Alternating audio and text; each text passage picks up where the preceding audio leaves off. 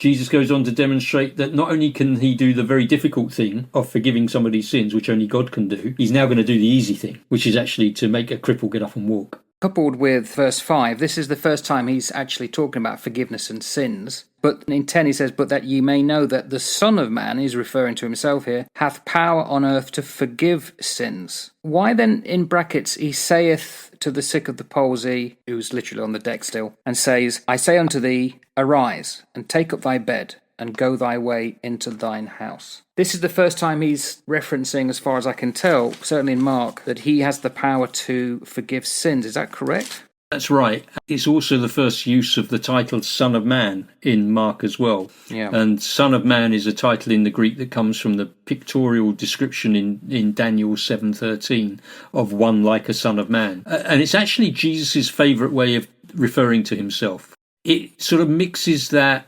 human and divine imagery as we see in the book of Daniel. Once again, this is something that only God does, and this is what Jesus is now starting to use. The only other time, I think, that this is used on another person's lips was when Stephen was being martyred.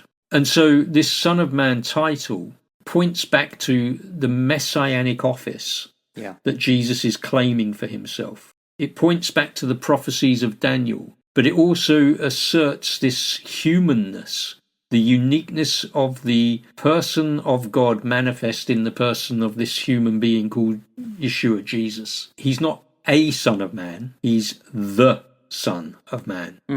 And you're right when you pointed out that Jesus starts this conversation in verse 10, "But you may know that the Son of Man has power on earth to forgive sins." So he's talking, and his focus is on those religious people that are reasoning in their mind, he can't possibly do this because only God can do this, therefore nothing's going to come from this. And then it's almost like he disses them, and he just spins his head round and he looks at the paralytic guy and goes, "You know what, mate? I'm now talking to you, and I'm going to say to you, get up.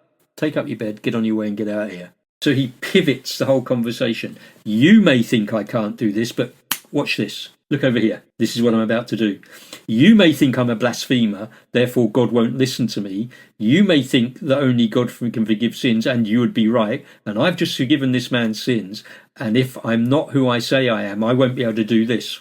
Watch. And he turns and does it. It's very clever. As is the unfolding of the narrative here, because if you think about it, we've had the leper who was told not to go abroad and talk about this. And of course, Jesus knows that that's going to happen. That alerts the Pharisees. There they are to witness this. Yeah, it's lovely.